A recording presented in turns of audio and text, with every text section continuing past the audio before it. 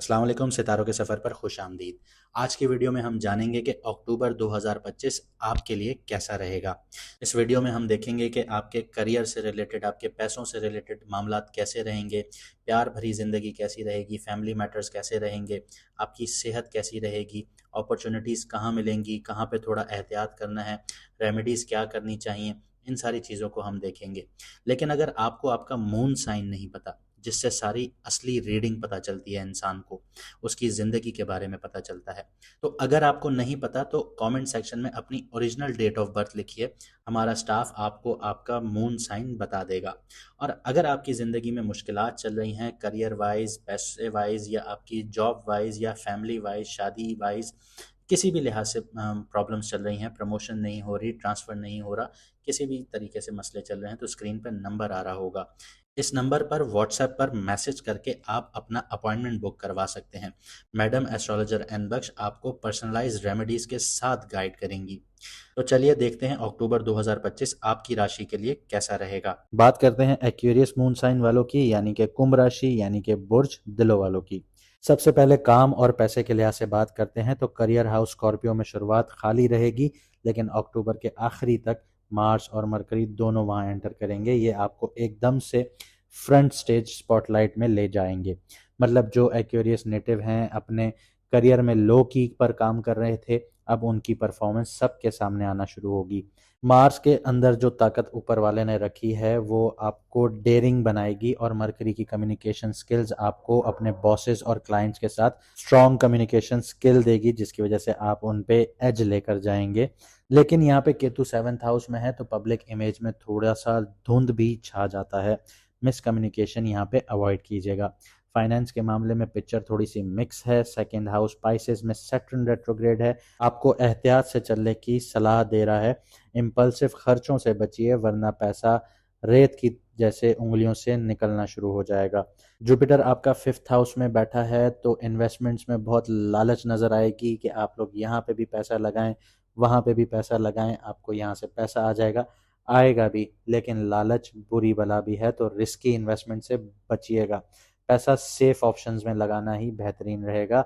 11th house Sagittarius है, खाली है, लेकिन जुपिटर की 7वीं नज़र उस पर पड़ती है, मतलब दोस्त और नेटवर्क्स भी फायदे का जरिया बनेंगे। 9th हाउस आपका लक का घर है, लिब्रा है। इसमें मार्स और सन की जो एनर्जी है वो आपकी किस्मत को खोलना शुरू कर देगी। अगर करियर में अब्रॉड या फिर हायर एजुकेशन से रिलेटेड कोई करियर है आपका, या कोई प्रोजेक्ट है, तो इस महीने आपको यहाँ पे बहुत अच्छे से ऑप्शंस मिलेंगे, या बहुत अच्छी अपॉर्चुनिटीज़ मिलेंगी। जुपिटर कैंसर में ट्रांजिट करेगा, जो उसकी उच्च की राशि है, या आप कह लें एग्जॉल्टेड पोजीशन है, या कह लें शर्फ वाली जगह है। इसके बाद अक्टूबर के दूसरे हिस्से में आपकी लक का जो तारा है वो चमकना शुरू हो जाएगा। अनएक्सपेक्टेड सोर्सेज से पैसा या ग्रोथ देखने को मिलेगी। आगे बढ़ते हैं, प्यार और रिश्तों की बात करते हैं। मोहब्बत की दुनिया में इस महीने गुलाब के साथ कांटे, ये वाली फीलिंग होगी आपके लिए।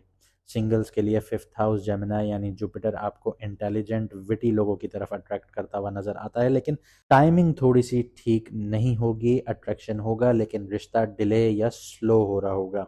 12 से 14 अक्टूबर और 21 से 23 अक्टूबर मून की जो कंजंक्शंस हैं, उससे रोमांटिक वाइब्स जो हैं वो बढ़ती हुई नजर आएंगी। जो लोग कमिटेड हैं उनके लिए 7th हाउस लियो में केतु और वीनस शुरुआत में मिक्स सिग्नल्स देते हैं। एक तरफ प्यार में मिठास, दूसरी तरफ मिसअंडरस्टैंडिंग्स और अपना रास्ता अलग वाली सोच यहाँ पे आना शुरू होगी। 18 से 23 अक्टूबर के दरमियान जब मून विर्गो लिब्रा से गुजरेगा और वीनस भी 8th हाउस में होगा, तब रिश्तों में सीक्रेट्स खुलना या फिर ट्रस्ट इश्यूज सामने आना शुरू हो जाएंगे। लेकिन 29 से 31 अक्टूबर जब मून एक्वेरियस में वापस आएगा तो क्लैरिटी और इमोशनल हीलिंग होना शुरू हो जाएगी। 8th हाउस विर्गो में सन और मरकरी की प्रेजेंस रिश्तों को डीप और समटाइम्स इंटेंस बनाना शुरू करेगी। इंटीमेसी बहुत हाई होगी, लेकिन ईगो क्लैशेस भी हो सकती हैं। मार्स का 10th हाउस में एंट्री आखिर तक, अक्टूबर के आखिर तक आपकी पब्लिक इमेज और लॉन्ग टर्म कमिटमेंट्स को सीरियस बना देगा। आगे बढ़ते हैं, सेहत की बात करते हैं। हेल्थ के लिए अक्टूबर एक उतार चढ़ाव भरा महीना रहेगा, क्योंकि 6th हाउस खाली है फिलहाल, लेकिन जुपिटर यहाँ पे ट्रांजिट करेगा मिड मंथ में, तो आपको जो पुरानी बीमारियां थी वहाँ पे आपको हीलिंग मिलना शुरू होगी, इम्यूनिटी स्ट्रांग होगी। लेकिन शुरुआत में सैटर्न रेट्रोग्रेड रहेगा आपके 2nd हाउस में।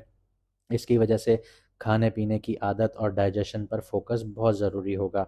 इसी के साथ साथ जैसे मैंने आपको बताया, सैटर्न आपके सेकंड हाउस में रेट्रोग्रेड है, और जो खाना आप खाएंगे अगर वो अनहेल्दी हुआ तो मूड स्विंग्स भी बढ़ते हुए नज़र आएंगे।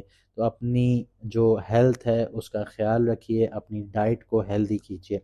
मून जब 6 से 8 अक्टूबर को पाइसेस टू एरीज गुजरेगा और 18 से 19 अक्टूबर विर्गो से गुजरेगा, तब थकान, स्ट्रेस और हेडेक्स ज़्यादा फील होंगे, स्पेशली 18 से 19 अक्टूबर को जब वीनस भी विर्गो में होगा। तो इमोशनल ओवर ईटिंग या एंजाइटी का इम्तिहान होगा। एंड ऑफ द मंथ जब मार्स स्कॉर्पियो में एंटर करेगा, अपने ही घर में एंटर करेगा, आपको स्टेमिना और मोटिवेशन मिलेगी। जैसे थकान के बाद एक ताज़ा जोश का झटका मिलता है, वैसे ही आपके अंदर एनर्जीज आएंगी। 12th हाउस कैप्रिकॉन में कोई प्लैनेट नहीं है, लेकिन राहु आपके फर्स्ट हाउस में बैठा हुआ है, जिसकी वजह से नींद डिस्टर्ब हो सकती है। ओवर थिंकिंग और फ्यूचर के बारे में फिक्र की वजह से रात भर बिस्तर पर करवटें बदलते रहेंगे, इसलिए मेडिटेशन कीजिए और जर्नलिंग यहाँ बहुत ज़्यादा आपके लिए मददगार साबित होंगी। कुछ चैलेंजेस और अपॉर्चुनिटीज़ की बात करते हैं। सबसे बड़ा चैलेंज इस महीने फाइनेंशियल आपको एहतियात करनी होगी और रिलेशनशिप में क्लैरिटी लानी होगी। सैटर्न रेट्रोग्रेड है, फाइनेंसेस में रुकावट और डिलेज लेकर आता है, लेकिन केतु 7th हाउस में मिसअंडरस्टैंडिंग्स बढ़ाता है। राहु आपके फर्स्ट हाउस में है, आपको रेस्टलेस और इम्पेशंस बनाता है।